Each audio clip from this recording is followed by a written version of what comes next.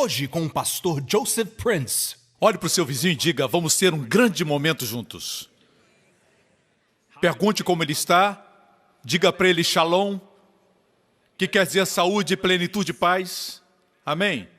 Nós vimos na semana passada que a Arca do Concerto é uma figura de Jesus. A arca tinha forma retangular, certo? Era feita de uma madeira muito forte, encontrada no deserto, chamada sitim, em hebraico, ou acácia.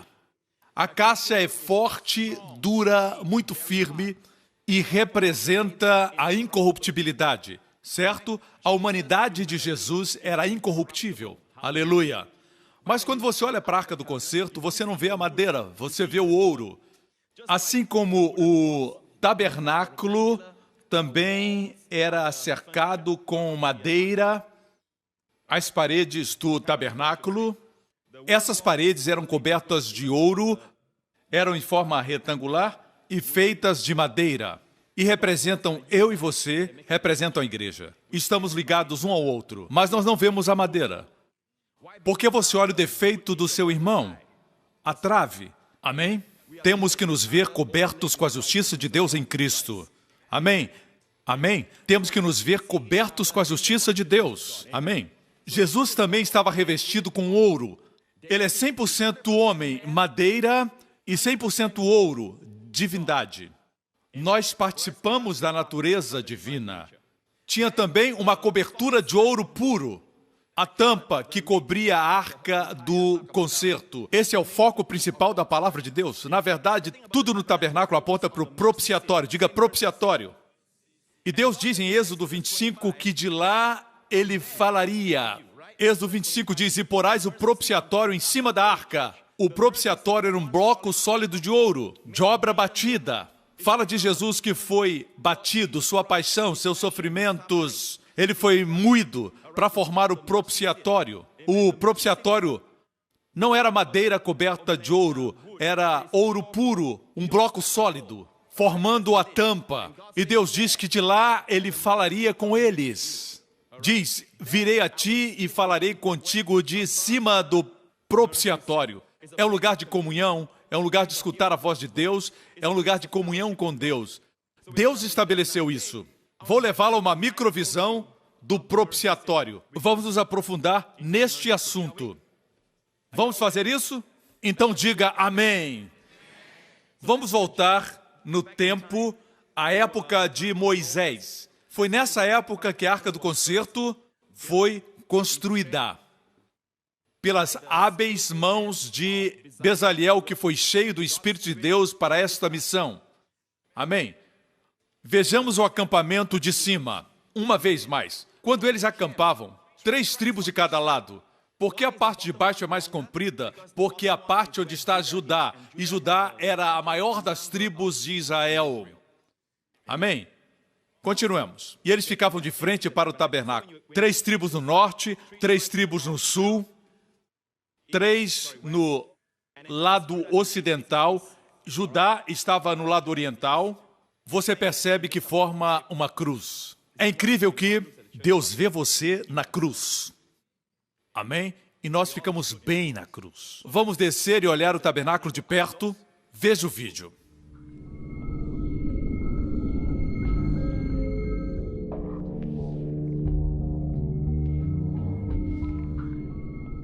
Aqui chegamos na entrada do tabernáculo, certo? A entrada é o único lugar por onde podem entrar o sacerdote e as pessoas, certo? Mas dentro do tabernáculo, você pode ver as colunas de ouro. Somente o sumo sacerdote e o sacerdote que estava no seu turno podia entrar. Depois disso, no Santo dos Santos, somente o sumo sacerdote podia entrar uma vez por ano. Somos abençoados, porque Jesus, nosso sumo sacerdote, entrou. E agora podemos entrar ousadamente. Esse privilégio só tinha uma pessoa em toda a nação de Israel no Antigo Testamento. Agora temos a bênção de entrar quando queremos. Já entrou no Santo dos Santos essa manhã? Entrou? Falou algo com Deus? Você o saudou? Você o adorou? Você foi ao Santo dos Santos, amém? Amém? E o que aconteceu foi que o véu se partiu no Santo dos Santos para que o povo comum pudesse entrar quando Jesus morreu na cruz. E foi rasgado, a Bíblia diz, de cima para baixo, porque foi Deus que o rasgou. Deus estava esperando para rasgar aquele véu. Deus não gosta de divisão. Mas, pastor, por que ele se separou dos homens para o nosso próprio bem? Porque você se protege do sol. Porque você não quer se queimar. Não quer as rugas. Por isso você põe protetor solar. Assim, Deus, para o nosso bem, se separou para que sua santidade não nos queimasse. Amém? Sem perfeição não podia se aproximar, mas Jesus Cristo veio e derramou seu sangue, e esse sangue removeu nossos pecados e rasgou o véu, para entrarmos ousadamente.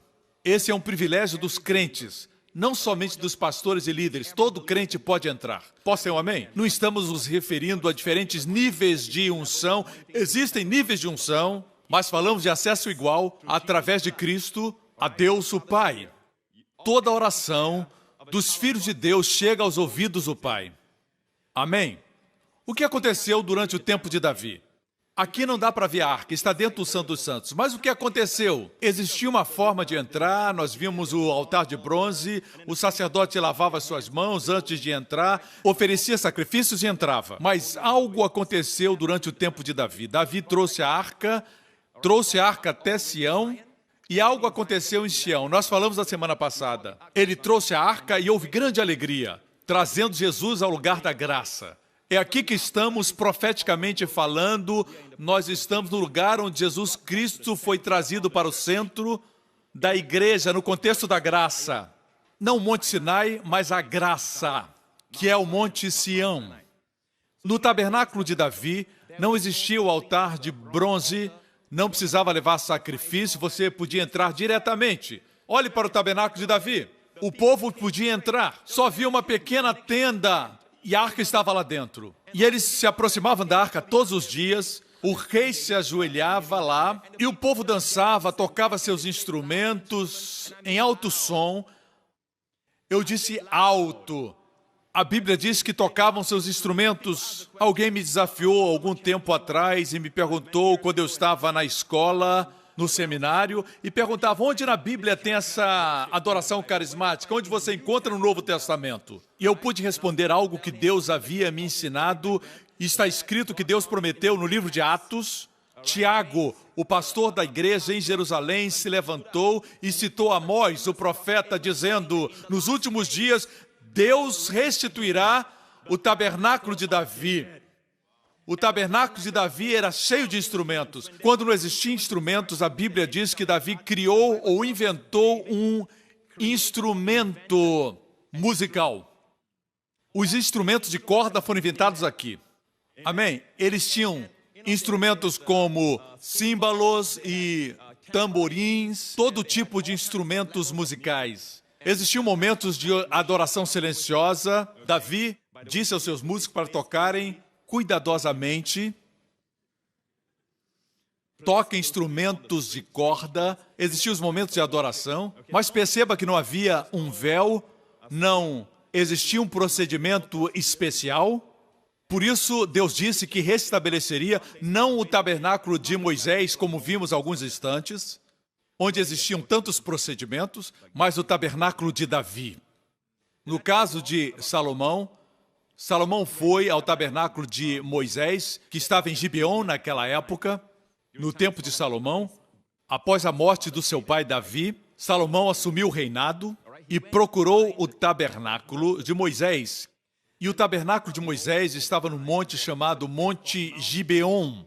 O que você viu alguns instantes, o altar de bronze, a pia para lavar as mãos, o tabernáculo estava lá, com uma diferença. A arca, que representava a presença de Deus, não estava lá. Assim, no Monte Gibeon, Salomão ofereceu 1000 sacrifícios para Deus. Naquela noite, Deus lhe disse, pede o que você quer. E Salomão não pediu riquezas. Ele pediu a Deus sabedoria, e Deus lhe deu sabedoria como nenhum outro rei antes dele, nenhum outro depois dele. Veja isso. Esse jovem, depois que acordou, o que ele fez? Deixou o lugar das formalidades, Veja que os móveis estavam lá, mas a presença de Deus não estava. Existem pessoas que vão à igreja e não estão nem aí, mesmo que Deus não esteja. Se a presença de Deus for embora, eles continuam lá. Nem percebem. Eu não quero estar num lugar onde a Shekinah da glória de Deus já partiu e ninguém percebeu. No tabernáculo de Moisés, a arca não estava lá. Davi já havia trazido para Sião. O primeiro sinal da sua sabedoria, o primeiro sinal que alguém é sábio, é valorizar a presença de Deus. E não rituais, não procedimentos. Começa a valorizar a presença. É a presença de Deus que traz o sucesso. A presença de Deus nos faz bem-sucedidos. A presença é tudo que precisamos. Não precisamos de eloquência, precisamos da presença. Amém. Quando orar por alguém, não se apresse. Não diga, pelas suas pisaduras somos curados. Fique um tempo adorando a Deus. Diga algumas palavras e então reconheça a sua presença. Quando a sua presença é sentida pela pessoa enferma, a fé é liberada. Você não precisa pedir. Não precisa ficar dizendo, eu quero fé, eu quero fé. Não precisa disso. Simplesmente sinta a sua presença. Ele jamais nos deixa. Amém? Aleluia! Sinta a sua presença. Você sente sua presença, Ele está aqui. Não existe distância na sua presença. A Bíblia diz que Salomão se levantou. Foi o primeiro sinal da sua sabedoria. A Bíblia diz que imediatamente ele foi para Sião e adorou diante da arca. Esse é o sinal. Quando o jovem recebe sabedoria, ele deixa as coisas supérfluas. Ele pensa, o que eu estou fazendo? Isso vai trazer resultados para mim daqui a 20 anos? O que eu estou fazendo vai ter um resultado? Isso vale a pena? Ou estou fazendo coisas que vão me causar prejuízos? Algo que ninguém pode tirar é o seguinte: o pecado vai trazer tempos perdidos e anos perdidos. Lembre disso. Deus perdoa, pode perdoar, Ele tem feito isso, amém? Mas o pecado custa anos perdidos, tempo perdido. Lembre disso. O pecado custa mais do que você imagina. Isso é um fato. Amém? Deus pode restituir, mas aqueles anos nunca podem voltar. Se foram. Você brinca com o pecado quando você tem 20, logo você tem 30. E você diz, vou continuar brincando. Muitos esperam muito tempo para viverem a vida abundante. A vida que não somente traz prazer a Deus, mas traz respeito a você mesmo. Porque ao fim de tudo, você vai ter que conviver com você mesmo, todo o tempo. Mas o fato é este, quando a sua palavra não é firme, como você pode falar às montanhas sem duvidar e as coisas acontecerem, quando você sabe que muitas vezes você muda a sua palavra, diz que vai para um lugar para os seus filhos e vai para outro lugar. Você tem que jurar, mesmo que isso lhe traga prejuízo. Você tem que ter uma palavra firme. Seja esse tipo de homem. Sua palavra tem que ter peso, tem que ser firme. Seja esse tipo de homem. Quando você diz que vai exercitar uma vez por semana, faça isso. Nem que isso lhe custe o seu próprio sangue. Você tem que cumprir. Glória a Deus, certo? Muitas vezes eu tenho que compartilhar isso com o povo de Deus. Nossa geração é um tanto mimada. E percebo que não existe mais uma diferenciação entre o homem e a mulher. Deus fez o homem e fez a mulher. No relato da criação, Deus fez o varão e fez a varoa, a mulher. O fato é que vemos que os homens hoje não têm palavra. Como é que você quer ser respeitado? Você quer que os outros o respeitem? Porque as pessoas respeitam você quando você se respeita. Você diz, me respeita, hein? Você exige respeito, mas você deve ganhar o respeito das pessoas sem palavras. Seja um homem que é respeitado por sua família. A primeira coisa é que você precisa de respeito próprio. Não faça nada em privado que traga desrespeito para você mesmo. Você diz, pastor, só eu que sou ferido. Não. Quando você não se respeita, você envia mensagem para os outros que você não é digno de respeito. Amém? Quando você sabe que vive em retidão, certo? O que importa o que os outros digam? O que ninguém pode tirar de você é o seu respeito próprio. Eu vejo homens hoje Eu compartilhei com os homens outro dia que existem muitos homens que são reclamões. Você é homem. Se é homem, pare de reclamar. Pare de murmurar. Existem homens que ficam reclamando aqui, murmurando aqui, e reclamam. Pare de reclamar. Você é um homem. Um homem que ama sua esposa. Existem coisas que não negociamos. Eu serei fiel à minha esposa, isso eu não negocio. Amém? Onde estão esses homens? Onde estão os homens que são respeitados? O fato é que eu entendo, pessoalmente, que nós perdemos uma geração de homens. Esta não é minha mensagem. Estava falando sobre o tabernáculo de Davi. Mas eu vou falar um pouquinho sobre esse assunto. Homens que reclamam. Uma coisa que sempre dizia para minha filha Jéssica, quando ela estava crescendo, era isso. Quando ela tinha que escolher uma coisa simples como um refrigerante, quando tinha que escolher, ela ficava... Aquela fase do... Eu disse, Jéssica, um dia eu a chamei e disse, você tem medo de fazer escolhas porque na escola alguém já te criticou quando tomou uma decisão errada. E você diz, é melhor que outros tomem a decisão e eu vou seguir. Por isso temos uma geração de seguidores e não líderes. Por isso, eu sempre digo para Jéssica, Jéssica, não importa, eu nunca vou criticar você, porque você tomou uma decisão errada. Mas eu não gosto da indecisão. Quando tomar uma decisão errada, pode até se arrepender, mas você tentou. Você tentou, Jéssica. Isso é importante. É assim que construímos líderes. E ela é uma menina. Essa palavra é mais para meninos. Mulheres têm o privilégio de serem guiadas. Elas têm o privilégio de dizerem o que pensam. Elas precisam de alguém forte para ouvi-las. Mas alguns homens dizem, eu também preciso de alguém para me ouvir, pastor.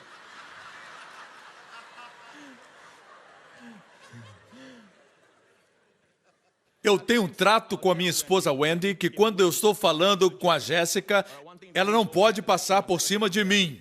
Mesmo se ela achar que eu estou errado, ela tem que me dizer depois e não em frente da minha filha. Ela não pode me corrigir em frente da minha filha. Esse é um acordo que nós temos. Se ela não cumprir, eu com gentileza coloco em seu lugar. Amém? Nós temos esse acordo. É um acordo saudável e eu amo e respeito minha esposa. Eu digo a ela, decida. As meninas são incríveis. Ela diz, eu quero ir para o zoológico. Eu digo, zoológico para quê? Mas pelo menos ela decidiu. Ela me diz, você mandou eu decidir? Eu decidi.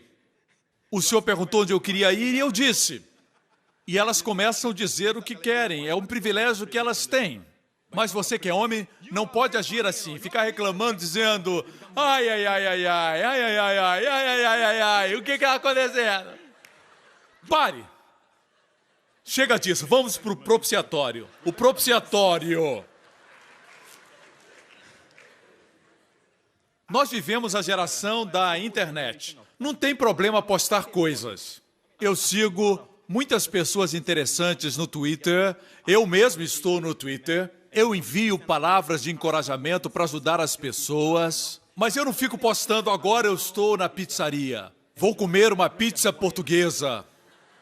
Está deliciosa. E daí?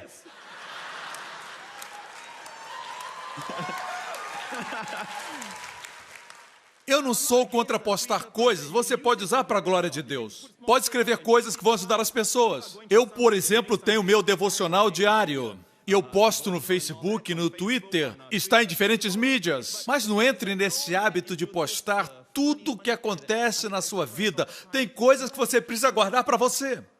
Você é um homem. Amém? Glória a Deus. Aprenda a decidir. Tudo bem que às vezes tenha discordâncias com a sua esposa. Isso é normal. Se existe uma decisão importante que você toma, tome, mas respeite a sua esposa. Mesmo que às vezes ela não goste. É um privilégio dela. Certo? Mas não é seu privilégio. Você tem que decidir. Ela depois vai perceber que estava certo. As mulheres gostam de homens decididos. Mesmo as mulheres profissionais, elas fazem muitas decisões no trabalho e quando chegam em casa precisam de um homem. Elas querem, como mulheres, ter um homem forte ao seu lado. E elas perguntam, onde vamos comer? e você diz, você decide, querida, ela tem que decidir de novo, como faz no trabalho. Essa é uma das preocupações, Mateus. Eu tenho compartilhado isso com todos os meus pastores, que precisamos levantar uma geração de homens que decidam. Homens verdadeiros. E não têm medo de falar o que pensam. Você ainda acredita que temos que ser fiéis a uma só esposa? Você acredita em sexo só depois do casamento? Explica então isso para mim. Explicar o quê? Por que ficar explicando? Diga, eu acredito nisso, 100%. Olhe nos seus olhos e diga, eu acredito assim. Eu não penso assim. E daí? A maioria não acredita mais nisso. E daí? A maioria está errada. Eu estou certo. Algo que você precisa entender a respeito dos seus filhos e adolescentes.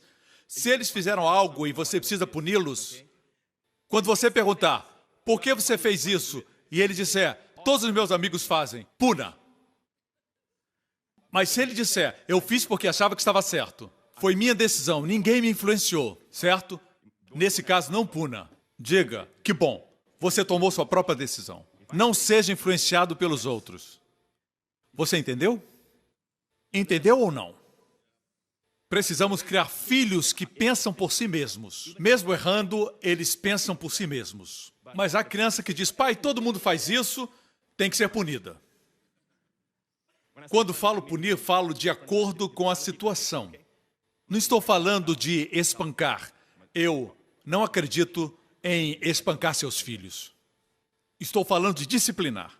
Não gosto quando dizem, eu fiz porque todo mundo faz. Nesse caso, vai ser disciplinado. Mas se disser, eu fiz, eu pensei e cheguei à conclusão que eu devia fazer. Não foi por influência, eu decidi fazer. Aí tá bom. Você pode escapar à disciplina se agir assim. Temos que criar líderes. Ok? Glória a Deus. Espero que as mulheres concordem. Certo? Vocês estão bem, não estão? Propiciatório. Não sei por que eu falei isso, mas foi bom. Saí pela tangente. Não é, pastor Henry? Glória a Deus. Amém. Deixe-me falar agora sobre o tabernáculo de Davi. Deus disse que restituiria o tabernáculo, não o ritual do tabernáculo de Moisés. Graças a Deus por isso, e todos digam amém. Vou mostrar algo sobre o propiciatório. Veja aqui a arca do concerto. Aqui está a arca da aliança. Vamos assistir o vídeo com a perspectiva da arca do concerto. Veja os dois querubins. São feitos de ouro batido juntamente com a tampa. Isso é o propiciatório. Certo? O que existia lá dentro? 3 itens. Quais eram? Esses 3 itens. Pause o vídeo. Nós vemos os querubins olhando um para o outro. Vejamos os itens que estão dentro. Vamos tirar a tampa. E lá dentro temos 3 itens. O pote de ouro com maná, a vara de Arão e as tábuas da lei. Eles indicam a rejeição do homem. A provisão de Deus. Em primeiro lugar, os 10 mandamentos. Rejeitaram os padrões de Deus. Depois, a vara de Arão que floresceu. Eles rejeitaram o homem levantado por Deus, o líder, Arão. E por isso Deus fez com que a vara de Arão florescesse, produzindo flores e frutos. Depois temos o pote de maná, que também fala de murmuração. Eles murmuraram. Eles reclamaram por não ter provisão. Deus lhes deu maná. Esses 3 elementos lembram a Deus da rejeição do homem por ele. E Deus diz, coloque esses elementos dentro da arca. A primeira menção da palavra arca na Bíblia é a palavra caixão. Onde colocaram José, um caixão. Portanto, os 3 itens foram colocados em um caixão, longe da vista. E o propiciatório foi colocado em cima. Assim, o propiciatório foi colocado em cima. Vamos ver a arca novamente. A arca está coberta com os querubins e com o propiciatório. E os 3 itens não podiam ser vistos. Ok? O que estava em cima era o propiciatório, a graça. A palavra propiciatório é a palavra hebraica kaporet. Kaporet. Kaporet significa cobertura. Kafá significa cobrir. Kaporet é cobertura. é composta com essas letras, veja, certo? Caporete, se lê da direita para a esquerda. Temos o Kaf. Kaf, no início de qualquer palavra em hebraico, quer dizer que é semelhante ou parecido. A semelhança de, como alguma coisa. Kaf. P, Resh, Tav. Temos as letras do meio, Par, que é o Pei, e o Resh, que quer dizer boi. Essa palavra inteira é propiciatório. Mas se separar, temos a palavra boi. Boi do sacrifício. Se você perguntar aos judeus hoje o que é par, o animal par, eles vão dizer que é um boi. A última letra é Tav, que é a cruz. Aleph Tav, lembra? A cruz. Se unirmos as palavras, temos como um boi sacrificado na cruz. É a palavra para propiciatório. Propiciatório. Vejamos o sangue no propiciatório. Uma vez por ano o sacerdote adentrava no Santo dos Santos, ou lugar santíssimo, onde estava a arca, e aspergia o sangue do sacrifício. Se analisarmos em Levítico, capítulo 16, verso 14, pegará um pouco do sangue do novilho ou boi, a palavra hebraica é par, pegará um pouco do sangue do novilho e com o dedo o aspergirá sobre a parte da frente da tampa. O sacerdote representa Deus. Essa é a primeira menção de dedo. O dedo de Deus escreveu a lei e o dedo do sumo sacerdote aspergiu o sangue. Para cada violação da lei, o sangue cobria. Pegará um pouco do sangue do novilho. Esse era o maior animal do sacrifício, não era o cordeiro, era o novilho. O Espírito Santo usa a expressão maior da morte de Jesus na cruz. Como novilho na cruz, caporete. Veja, com o dedo o sacerdote aspergirá sobre a tampa. Veja a figura do sangue no propiciatório. Mas algo mais acontece na frente do propiciatório. Vejamos. Aspergirá diante da tampa.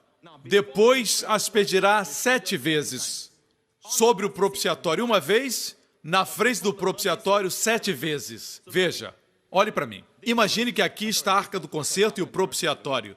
O sumo sacerdote aspergirá uma vez sobre o propiciatório. Uma vez é suficiente para Deus. Jesus foi sacrificado uma vez, mas por que 7 vezes em frente ao propiciatório? Quem pode estar diante do trono de Deus? Quem se aproxima e precisa de perfeição? Eu e você. 7 é o número da perfeição. O sangue nos torna perfeitos. Você me acompanha? Propiciatório é a palavra hebraica caporet, certo? Caporet, que quer dizer propiciatório. Agora, o Antigo Testamento está em hebraico, o Novo em grego. Certo? Repito porque temos novas pessoas na igreja. No Novo Testamento, veja esse versículo, Romanos 3, 24, sendo justificados gratuitamente por sua graça, por meio da redenção que é em Cristo, justificados gratuitamente. Essa palavra grega, gratuitamente, é dorean, que quer dizer algo que não foi pago, algo que foi de graça. Glória a Deus. Daí vem a palavra gratuito, gratuitamente. Quer dizer, sem preço, imerecidamente. Gratuitamente é sem merecer. Digamos que você é justificado, mas tem que fazer isso ou aquilo. Agora não é mais gratuitamente. Fomos justificados gratuitamente. A palavra justificados em grego está no particípio presente passivo. Justificados, particípio presente passivo. Certo? É isso que quer dizer.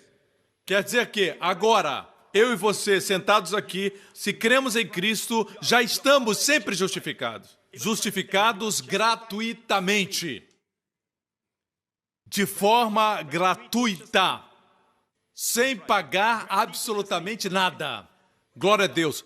Gratuitamente. Dorian em grego. Deus, por meio da redenção que há em Cristo Jesus, ofereceu como sacrifício para propiciação, mediante a fé, pelo seu sangue, demonstrando a sua justiça. O que significa propiciação? Propiciação. O que quer dizer? Fala literalmente do propiciatório. No grego. A palavra grega é hilasterion. Hilasterion literalmente significa propiciatório. Vamos ler, por meio da redenção que há em Cristo Jesus, Deus o ofereceu como sacrifício para propiciação. Jesus é o propiciatório, através de seu sangue. É a palavra grega, hilasterion. Propiciatório, hilasterion. A tradução de Young, essa versão, diz literalmente que Deus ofereceu Jesus como propiciatório. Certo? Eu prefiro essa versão que é mais direta. Você sabe por quê? Existe uma versão do Antigo Testamento em grego, que é a Septuaginta. E todas as vezes, na Septuaginta, na versão do Antigo Testamento, quando menciona propiciatório, sempre é a palavra hilasterion. Sempre é usada a palavra grega hilasterion. Você me acompanha? Jesus é o propiciatório. Isso é lindo. Voltemos à ilustração do propiciatório. Aspergido com sangue. Pode ver as asas dos querubins? A Bíblia diz que os querubins deveriam estar de frente um para o outro, olhando para o propiciatório. Por que Deus quis colocar esses dois querubins lá? Por que deveriam olhar para o sangue? Quem representam? Deus. Correto? Querubim é o plural da palavra hebraica cherub. Cherub não é aquele anjinho gordinho que tem asas e um arco e uma flecha, um cupido. Não é um anjinho como um cupido, mas é um ser forte e poderoso, que foi mencionado pela primeira vez quando Adão e Eva foram expulsos do jardim do Éden. Eles estavam lá, veja Gênesis. Depois de expulsar o homem, colocou querubins. Não seria necessário usar a palavra querubins. Nossas versões dizem querubins. A terminação em hebraico, faz o plural. Supomos que eram dois, que tinham uma espada flamejante que se movia guardando o caminho para a árvore da vida. O homem pecou e agora tinha uma espada flamejante. Igreja, olhe para mim. Se você pensa que pecar é uma questão pequena, olhe para a cruz. Deus não poupou seu próprio filho. O pecado não é uma questão sem importância. O pecado é tão horrível, tão terrível. Só na cruz você pode ver a exata dimensão do pecado.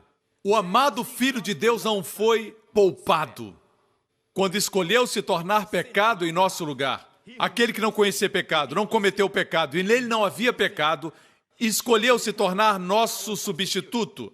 E mesmo assim, Deus não poupou. Ele teve que passar por toda aquela dor e sofrimento como nosso sacrifício na cruz. O pecado é horrível. Faz você ficar mais tempo do que queria, ir mais adiante do que quer ir, e custa mais do que você pode pagar. Correto? Não pense jamais que a graça tira a gravidade do pecado. Você precisa da cruz.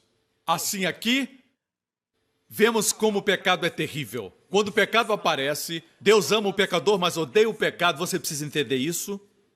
Assim como alguém que você ama tem câncer, você tem que odiar o câncer. Se ama aquela pessoa, apesar do câncer estar naquele indivíduo. Você odeia o câncer e faz tudo para matá-lo. Amém? Seria loucura dizer, se ama aquela pessoa, tem que amar também o câncer. Graças a Deus que em alguns lugares estupidez não é permitida. Um desses lugares é a nossa igreja. Certo? A Bíblia nos ensina o certo. Deus odeia o pecado, Deus ama o pecador. Certo? A graça. Para entendermos corretamente, precisamos entender que Deus odeia o pecado e tem um amor extravagante por você e por mim. Se não entender esses dois lados, jamais entenderá a graça. Não é possível sem a cruz. Existe essa ideia de que nós não precisamos da cruz, que temos a consciência interna de Cristo e quando precisamos é só irmos a essa consciência interna de Cristo. Temos que buscar dentro de nós essa consciência. Esse é o ensinamento da nova era. Fala de Cristo, fala de Deus, mas não pode ter o sangue de Cristo. Isso é porque o diabo não suporta o sangue de Jesus. Ele é o propiciatório. Não existe perdão sem a cruz. O sacrifício foi na cruz. Correto? Não é essa história de que existe pecado, mas Deus é amor, Ele perdoa o mundo inteiro. Seu coração é grande, o amor de Deus é muito grande. Sim, seu coração é grande, mas Ele é um Deus de justiça. E porque Ele é justiça, a cruz é necessária. Deus não pode perdoar irresponsavelmente sem sua justiça. Você entende? Deve existir um fundamento de justiça, correto? Por isso Deus olha para nós e nós pecamos. Deus expulsou Adão e Eva e colocou querubins para não voltarem para a árvore da vida. O pecado é terrível, tirou Adão do paraíso. Sempre que sente dor, sempre que vê uma criança chorando, com dor, sempre que alguém morre, pense que esse nunca foi o plano de Deus. Quer odiar algo, odeia o pecado. Ah, pastor Prince, Deus não podia impedir Adão de pecar? Ele deu a eles livre escolha. Se Deus usasse o seu poder para influenciar a escolha deles, não seria livre-arbítrio. Para que fosse livre-arbítrio, eles tinham que ser livres. É muito profundo isso, mas ajuda a entender. Quando usamos o nosso livre-arbítrio, temos que conviver com as consequências. Escolhe Deus, vive no paraíso. Escolhe o diabo, desobedecendo a Deus. Você obedece o diabo, obedecendo a Deus, desobedece o diabo. Quem é o seu Deus? Se seguir o diabo, vai ficar fora do paraíso. Ele está fora, onde existe enfermidade e pobreza. Adão e Eva seguiram o diabo, para fora. O pecado é horrível. E quem Deus colocou lá? Querubins. A primeira vez que os querubins são mencionados, eles são guardiões da santidade e da justiça de Deus. Você me acompanha? Guardiões da justiça e da santidade. A lei da primeira menção. Os querubins são mencionados aqui. São guardiões da santidade para que eles não voltassem à árvore da vida. A árvore da vida produz vida eterna. O homem busca por isso. Ele quer a vida eterna. Sempre que abrimos os jornais, o homem está procurando a árvore da vida. Eles querem viver uma vida longa, fazem de tudo para viver muito tempo, ficar saudáveis e jovens. Estão sempre procurando o elixir da vida eterna. Querem viver para sempre. Não, não, não, amigo. Deus é que quer que você viva para sempre. Deus quer isso. Mas o pecado não deixa. Quando toca no pecado, é como se tocasse no fogo. Não pode tocar sem se queimar. É como a água e o molhado. A morte e o pecado também estão juntos. Não dá para separar. Você não pode dizer, eu creio, se eu tocar não vou ter dor. Minha mão vai tocar na água e não vai se molhar. Isso é impossível. Ok? Mas aqui são as boas novas. Existe uma espada flamejante guardando a árvore da vida. A primeira espada mencionada é flamejante e fala de juízo. Ninguém pode se aproximar de Deus porque tem uma espada flamejante. Deus é santo. A misericórdia nos impede de nos aproximar. Não é possível se aproximar sem um sacrifício. Caim e Abel, os filhos de Adão e Eva, trouxeram o sacrifício tentando entrar, mas a espada inflamada cortava para todos os lados. Espada flamejante. É a primeira menção de espada. Espada fala de juízo, especialmente espada flamejante. Temos aqui a primeira menção. A última menção de espada no Antigo Testamento é muito interessante. Está em Zacarias 13:7. Deus fala, levante-se, ó espada, contra quem? O meu pastor, contra o meu pastor. De quem você acha que o Pai está falando? Levante-se espada, a mesma espada que foi mencionada em Gênesis, agora é mencionada no final do Antigo Testamento, dizendo, levanta-se espada contra o meu pastor, contra o meu companheiro. Declara o Senhor dos Exércitos, fira o pastor, e as ovelhas se dispersarão, e voltarei minha mão para os pequeninos. Esse texto se cumpriu quando Cristo foi preso. Esse versículo foi citado. Em outras palavras, aquele que não tinha pecados é o único que podia entrar. Na verdade, ele é a árvore da vida. Mas ninguém pode entrar por causa dos querubins. A direita e a esquerda e a espada que se movia. O que aconteceu? Veja bem, Jesus, a árvore da vida, certo? Saiu e a espada não o feriu. Mas porque ele veio ao nosso mundo, ele podia, no momento que quisesse, dizer hasta la vista, vaya com Deus, God bless you, sayonara, no idioma que você preferir. Ele podia dizer tchau, adeus, E ele podia voltar para a presença de Deus e viver para sempre, sendo adorado pelos anjos e nos deixar apodrecer aqui. Podia bater o pé e dizer que não, mas ia apodrecer. Amém? Podia inventar qualquer coisa, ter muitas criações, mas ia acabar apodrecendo. Poderia ter nos abandonado, mas ele não voltou sem nós. Passou pela espada e ela não o feriu porque ele não tinha pecado. Mas para voltar, ele não quis voltar sem nós. Mas haveria um preço. Ele disse, Deus, eu quero ser o substituto. Mas você é o meu pastor. Deixe o pastor morrer pelas ovelhas. E Deus disse, você é meu companheiro. Trarei de volta mais companheiros. O preço foi carregar nossos pecados. Carregando os nossos pecados. Podia passar pela espada flamejante? Podia, mas morreria. A cruz foi exatamente isso. Ele passou pela espada. E Deus bradou, levanta-te, espada. Shum! E a espada atingiu o coração do Salvador. E subitamente o caminho se abriu. Vocês assistem os filmes e veem os filmes de ficção onde tem uns lasers e alguém aperta um botão e o laser para. A espada flamejante atingiu o coração do nosso Salvador e o matou. E disse para nós, venham, vocês podem entrar no paraíso novamente. E podem comer da árvore da vida. Venham, venham, venham, aleluia, para a vida abundante. Que o mundo diga o que quiser, diga o que quiser. Nós estamos experimentando a vida abundante, aleluia. Como dizer para eles o que estamos vendo, o paraíso, nossas experiências, os prazeres de Deus. A vida abundante, às vezes nós vamos e contamos para eles um pouquinho. Eles não entendem, voltamos para comer mais, aleluia. Queiram eles ou não, estamos experimentando essa vida. Eles não creem por causa de nós.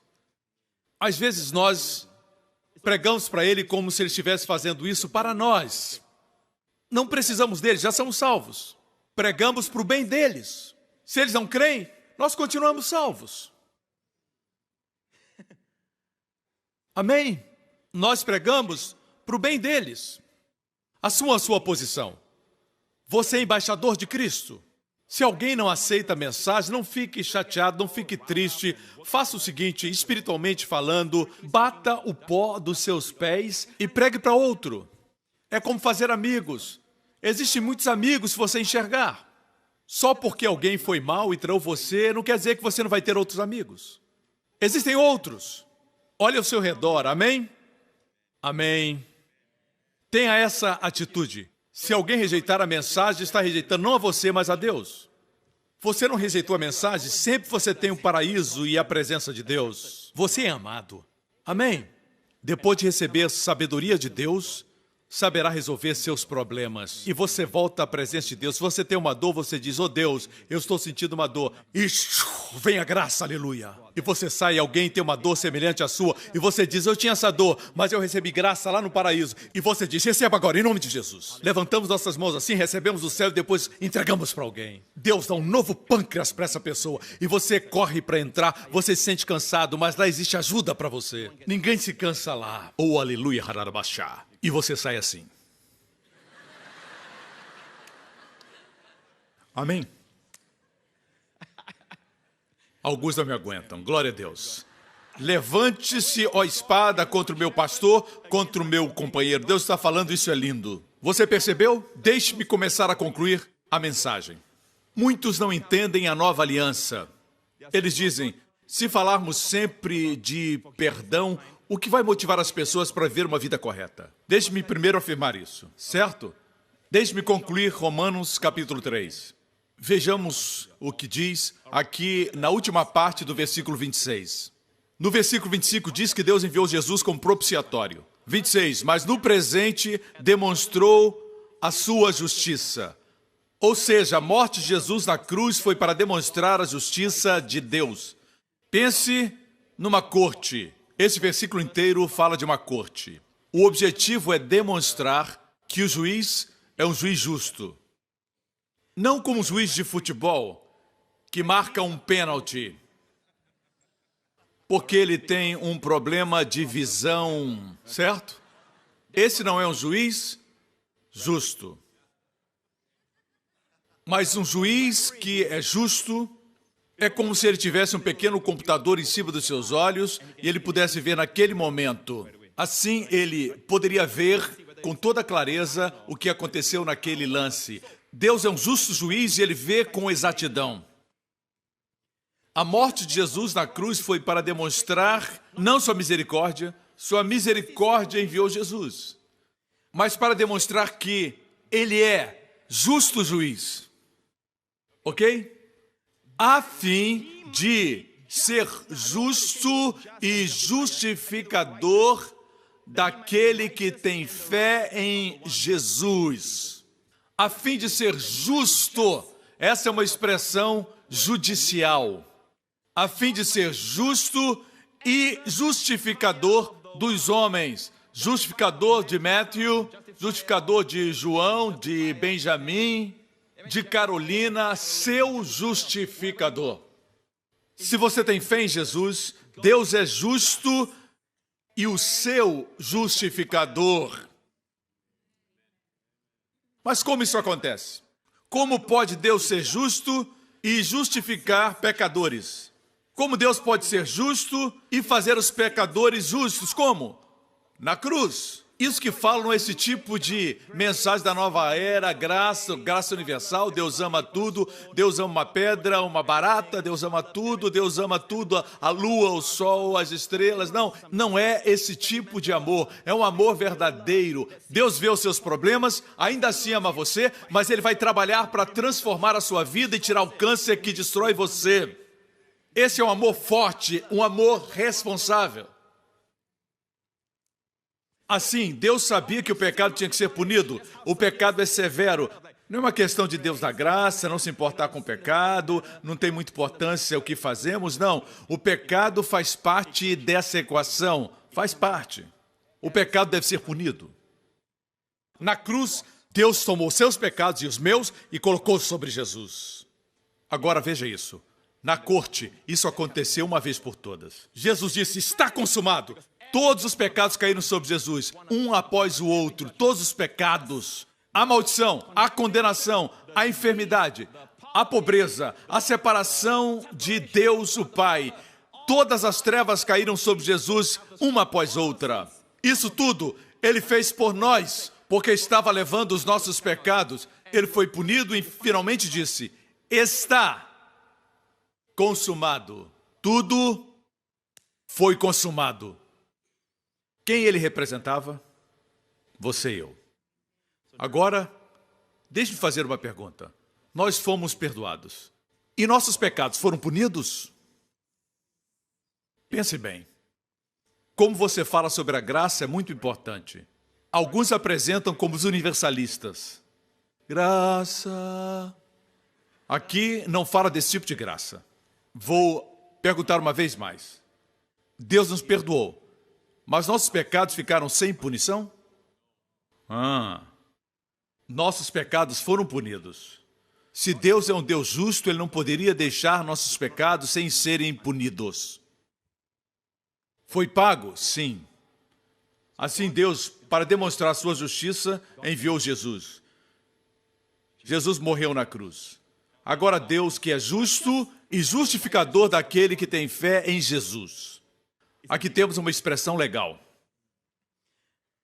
Está me acompanhando? Entendeu até agora? A palavra justificador está no particípio presente ativo, porque Deus é aquele que justifica. Deus é aquele que está justificando você. Particípio presente ativo. Nesse momento, amigo, Deus é o seu justificador. Se Deus é justificador, quem pode nos condenar? Quem? Diga-me, quem pode nos condenar se Deus é justificador? Amém? Glória a Deus. Me acompanha? Quanto ao novo concerto, vejamos essa figura do novo concerto. Você consegue ler a ilustração? Se conseguir, vai para o céu. Jeremias 33, 31. Estão chegando os dias, declara o Senhor, quando farei uma nova aliança com a comunidade de Israel e com a comunidade de Judá, não de acordo com a aliança que fiz com seus antepassados quando os tomei pela mão para tirá-los do Egito, porque quebraram a minha aliança. Esta é a aliança que farei com a comunidade de Israel depois daqueles dias, declara o Senhor, porei a minha lei no íntimo deles e as escreverei nos seus corações. Quantos queriam um controle interno de Deus? Quando você vai assinar, Deus diz, não assine. Quando vai investir, Deus diz, não invista, investa nisso. Quantos queriam ser dirigidos assim? Deus diz, porei a minha lei no íntimo deles e as escreverei em seus corações. E então Deus diz, serei o Deus deles e eles serão o meu povo. Que maravilha! Se Deus é o seu Deus, você não vai se preocupar nesses dias de tribulações. Porque Ele é seu Deus e você é seu povo. Ele continua dizendo, ninguém mais ensinará o seu próximo nem o seu irmão, dizendo, conheço o Senhor, porque todos eles me conhecerão, desde o menor até o maior. E tudo isso acontecerá porque a palavra porque no grego é hati, porque lhes perdoarei a maldade e não me lembrarei mais dos seus pecados. Veja aqui duas palavras, maldade e pecados. Pecados e maldades. Pecados que estão dentro de você, na sua cabeça. Pecados por omissão, pecados por comissão. Tudo isso, Deus diz, porque lhes perdoarei a maldade e não me lembrarei mais dos seus pecados. Por que não se prega sobre isso? Essa é a nova aliança. Está escrito em Jeremias e foi citado em Hebreus. Por que não é pregado? Pastor, se eu só pregar que Deus é misericordioso para com os nossos pecados, perdoa nossos pecados e não se lembra mais deles, as pessoas vão pecar, pastor. Mas Deus diz que colocará suas leis nos nossos corações, porque Ele é misericordioso. Misericórdia é o que está revelado no propiciatório. Por que serei compassivo e não me lembrarei mais dos vossos pecados? Olhe para mim, quando vai a Deus, você acha que Deus está se lembrando dos seus pecados? Você vê Deus se lembrando dos seus pecados? Deus diz que na nova aliança, Ele não se lembra mais dos nossos pecados. Ok? Por essa causa, porque Deus não considera os nossos pecados mais? Por essa causa, Deus coloca a sua lei no nosso coração. Essa última cláusula mostra a força da direção de Deus em você. Alguns crentes dizem, eu achava que Deus estava falando comigo, mas eu estava confuso, talvez não fosse Deus. Isso acontece porque não entendem que foram perdoados. Se soubessem, descansariam em Deus e seriam dirigidos por Ele. Não somente isso, eu serei o Deus deles, porque perdoarei seus pecados. Serei misericordioso, ok? Eles me conhecerão por quê? Porque de seus pecados não me lembrarei mais. Essa é uma válvula de segurança. Você não tem que se preocupar. Ensinar graça, ensinar perdão, ensinar que Deus não se lembra mais dos nossos pecados não produz licenciosidade. Na verdade, por essa razão, Deus colocou suas leis em nosso coração, para seguirmos a verdadeira santidade. Deus se torna seu Deus. Você tem um relacionamento íntimo. Você viu? Satanás ataca essa cláusula, porque é ela que produz o resto. Deixe-me mostrar, para concluir, a diferença entre as duas alianças. No livro de Êxodo, vou mostrar a diferença entre essas duas alianças. A primeira em Êxodo 34, quando os mandamentos foram dados. Em Hebreus 8 está o novo concerto. Observe aqui. Em Êxodo 34, Deus diz que mantém o seu amor a milhares e perdoa a maldade e rebelião e o pecado, contudo não deixa de punir o culpado. Assim a lei tem uma mistura de graça e de juízo. Você entende? Os 10 mandamentos. Observe que diz, contudo não deixa de punir o culpado. Está muito claro. Castiga os filhos e os netos pelo pecado de seus pais até a 3ª e 4ª geração. Certo? Quem quer viver sob a lei? Esse era o concerto. Deus visitaria o pecado, não somente os seus, mas nos seus filhos e netos, até a 3ª ou 4ª geração. Assim seria. Assim era a lei. Mas no novo concerto, por causa do que Cristo fez na cruz, porque serei misericordioso. A palavra usada é helios, de onde vem a palavra hilasterion, propiciação. Deus não perdoa os nossos pecados porque Ele é misericordioso, mas é porque Ele é justo. Eu não gosto da palavra misericordioso porque no grego a palavra misericórdia é uma outra palavra. A palavra aqui deveria ser propício. Deus disse, eu serei propício para com seus pecados. E dos seus pecados e prevaricações não me lembrarei mais. Não me lembrarei mais. No antigo pacto, Deus diz que se lembraria do pecado do culpado e o visitaria. Deus diz que não vai visitar mais no novo pacto. Não vai mais. Me lembrava dos pecados, não lembro mais. Puni o pecado dos filhos, mas agora eu não puno mais. Puni o pecador pelo seu pecado, não puno mais. No antigo pacto, quando um pecador vinha, eu me lembrava dos pecados, agora eu não lembro mais. No grego são duas palavras negativas, omei. Aqui temos duas negações, aleluia. U é não, mei é nunca, juntos quer dizer nunca mais. O erudito grego Thayer, no seu léxico, diz assim. Ele diz, as expressões o e mei combinadas aumentam a força da negativa. Significa nunca, jamais, de nenhuma forma. Voltemos ao comparativo, dos seus pecados eu nunca mais me lembrarei. Ou você prega com base no lado esquerdo ou no lado direito. Depende de que ministério você quer. Mesmo nos baseando no lado direito, não quer dizer que os nossos pecados não são punidos. Eles foram punidos, por isso Deus está fundamentado quando nos chama justos, quando cremos em Cristo. Foi Jesus que foi punido. E tudo foi feito para a lei ser magnificada. A justiça de Deus glorificada. Nós fomos julgados judicialmente. Não perdoados misericordiosamente. Não é esse o tipo de perdão que você precisa. Misericórdia quer dizer, não tenho fundamento, mas perdoarei. A misericórdia enviou Jesus. Mas nosso perdão foi judicial. Justamente. Aleluia! Como Deus nos trata agora? Quando nos aproximamos, Ele não se lembra mais dos nossos pecados. Não veja um Deus que se lembra. Ele, na verdade, jurou, é um negativo duplo. Dos seus pecados eu não me lembrarei jamais. Nunca. Um último versículo. Maria foi ao túmulo no domingo da ressurreição, com Pedro e João. Pedro e João correram, João chegou na frente. João olhou e viu onde Jesus havia sido colocado. Ele não estava ali, havia ressuscitado. E a Bíblia diz que João creu. Lindo, João não precisou ver. Ele somente viu o túmulo vazio e creu. Pedro e João saíram, Maria estava lá, Maria Madalena. Ela olhou, chorou e foi isso que ela viu. Vejamos João 20, 11. Enquanto chorava, curvou-se para olhar dentro do sepulcro e viu dois anjos vestidos de branco, sentados onde estivera o corpo de Jesus, um à cabeceira e o outro aos pés. Uau!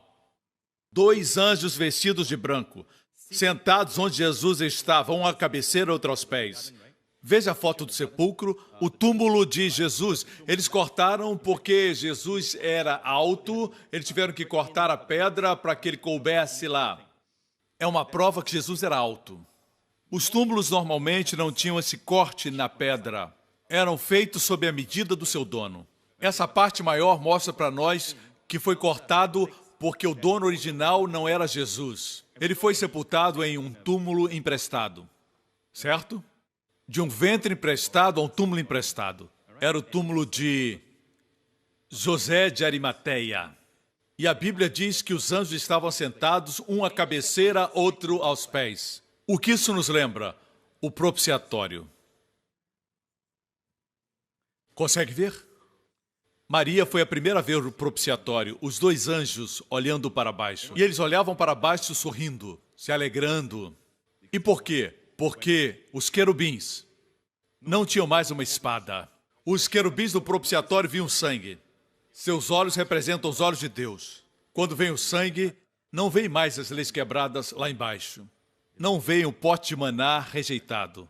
Não vem a vara de Arão que floresceu. Eles veem o sangue. E para todo sempre, o sangue de Jesus não perderá o seu poder.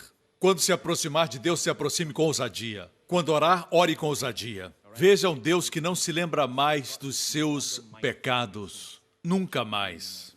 Se Ele é justo, tem que ser justo com o que Cristo fez. Foi Ele que desenhou esse plano para mostrar a sua justiça e ser sua justiça. E todos digam, glória a Deus. Todas as cabeças baixas nesse auditório, glória a Deus. Aleluia. Benditos sejam os seus olhos, porque podem ver. Vocês podem ver, benditos são os seus olhos. Benditos são os seus olhos, porque podem ver. Vocês são benditos porque podem ver. Vocês são mais ricos do que os mais ricos, bilionários ou milionários da Ásia. Porque benditos são seus olhos, porque podem ver. Muitos estão lutando com o mercado financeiro. Eles têm preocupações, não têm segurança, estão com medo. Casamentos destruídos. Não têm intimidade. Se sentem sozinhos, mesmo cercados de pessoas. Solitários. E por isso digo, benditos são seus olhos, porque podem ver. Vocês são ricos, são prósperos. Vocês não estão entre aqueles que fazem de Deus um conto de fadas, um vovô cheio de amor universal. Vocês veem Deus com exatidão. Você vê a justiça de Deus, mas o vê enviando o seu Filho para tornar-se sua justiça. Amigo, se está aqui e nunca recebeu esse maravilhoso Jesus, nunca colocou sua fé nele e no propiciatório, faça isso agora. Os céus estão prontos para o seu novo nascimento. Os anjos estão correndo de um lado para o outro, preparando a sua entrada. No reino de Deus, reino da luz, longe das trevas. Está pronto para dizer sim? Deus não vai forçar você a receber a salvação. Deus nunca vai forçar você a ser abençoado. Ele nunca vai forçar você a receber o que Ele quer que você tenha.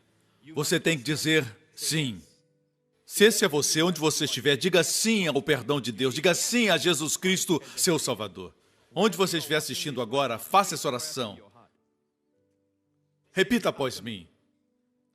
Pai Celestial, Deus Pai, Deus bom, o Senhor é justo, mas cheio de amor. O Senhor enviou o seu Filho, Jesus Cristo, para morrer na cruz por meus pecados.